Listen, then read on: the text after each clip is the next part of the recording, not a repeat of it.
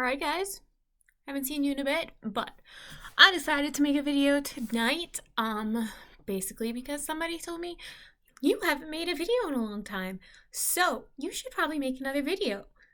You know who you are. Da-da-da. So I decided to make a video. I usually don't make videos unless I know what I'm trying to talk about, but like life, I don't know what I'm doing right now. So I'm just going to talk about whatever I feel like talking about. Because like life, I don't really know what I'm doing with myself right now. I'm just here sitting in my room, took a shower, my hair looks like crap, drinking some tea, woo. And I'm trying to figure out where I'm going with my life, which is a big problem. Difficult to figure out. Hopefully I'll get there. Still working on it. And maybe I should have figured that out a long time ago, but I haven't. So yeah, we're gonna go with that. Anybody out there who doesn't know what they're doing, you're not alone. The person who's watching this video and is the one who said, you haven't made videos in a long time. You should start making them because they're fun. You can just talk about whatever you want. You don't have to worry about other people's opinions because it doesn't matter what they think. It's what you want to say and what you want to think. High note, vaccines have come to Chicago. That's pretty great. We'll see how that works out for us.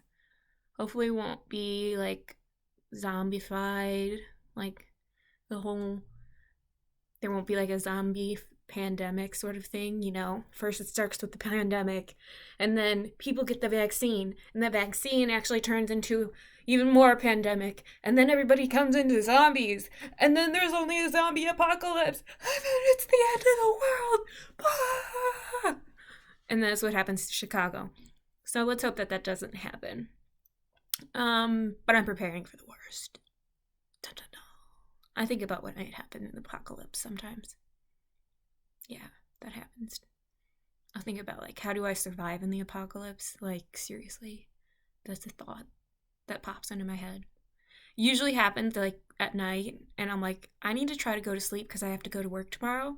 But then I'll be like, no, think about how you're going to survive the apocalypse. Seriously, think about it. How are you going to survive the apocalypse? And I'll be like, okay, well, I'll do this, then I'll do that, and do that. Yeah, I don't know. That's just my random imagination going crazy there. So I didn't get to talk about the trial of the Chicago 7. I really liked the movie. It was fun.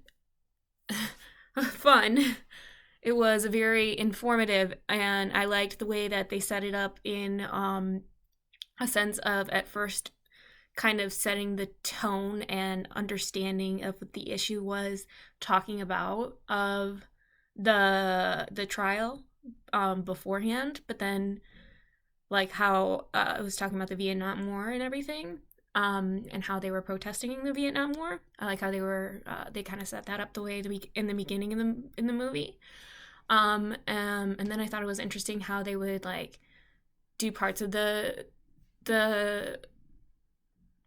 trial, and then they'd go back and do like a flashback to what happened during their actual protests, and I thought that was really cool and how they were doing that. I haven't watched the documentary as to how accurate it is to the factual wise, like how many of the things were true and how many of them were like a little bit falsified a little bit. I do know that one thing that was a little bit made a little bit different, and I'm a little bit sad about this, is that Joseph Gordon-Levitt's character, he's actually was considered more of a pit bull character. Like he was more like a hardcore guy, like really going against them. And whereas you can see in the movie, he seems more reserved and more like, oh, I've got all these nice feelings for these people who actually tried to do something. Whereas apparently in reality, he was just like going at them. So kind of wish that they would have shown this character's true like true nature.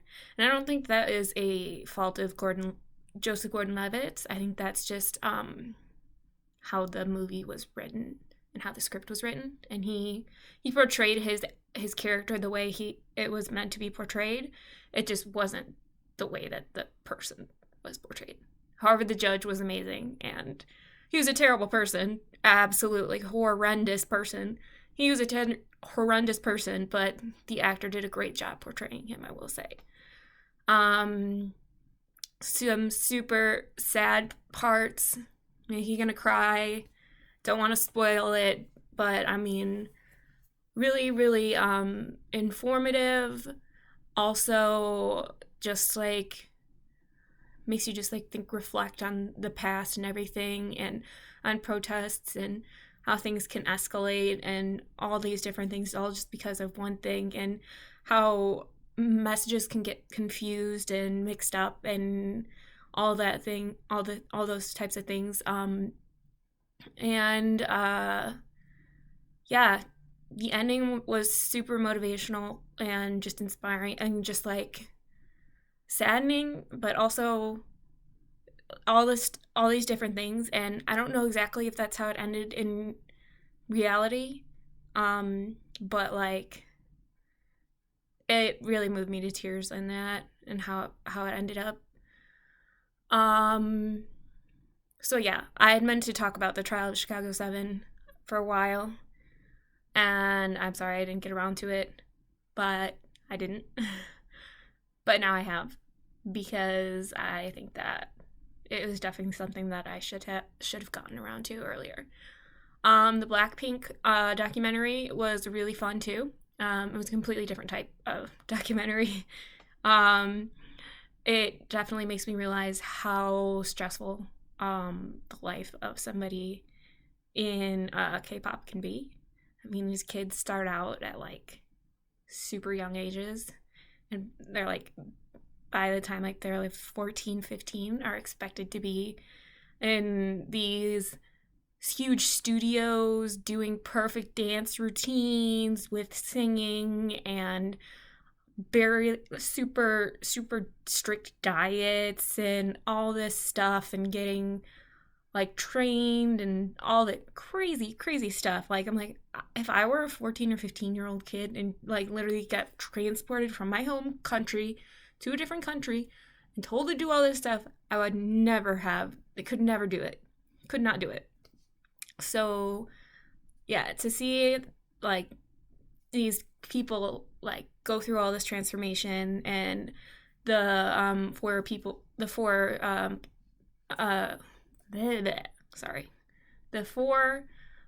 female artists in the K-pop group BlackPink, which unfortunately I don't remember all of their names. It just they're eluding me right now, and I don't have like a notebook that I wrote stuff in on. But seeing their different stories, where they came from, how long they had trained for, what their interests are, things like that, is just super interesting, and was super cool to see. And I really liked that. There's just some there's that, I don't remember which one of the girls it is, but she can sing and dance, rap in Korean, and then go straight to singing in English. And it's like, I don't even know how you do that. Like, you see her in a music video for K-pop, like any K-pop music video for BlackPink, and it's like, how the hell did you just pull that off? And you see their transformation, and you see them like starting out kind of slow, like, oh, we don't realize how much we're gonna change K-pop as a group. And then you realize that they realize, oh wow, we are actually making a difference. This is actually something that's important to us, and what we need to do is have fun with it. Not always have to make it be perfect. We want it to be perfect, but also we need to have fun with it. And I think that's something that they're starting to realize that it's not just about perfection, it's also about having fun with it. And I think that's going to make them an even better K-pop group because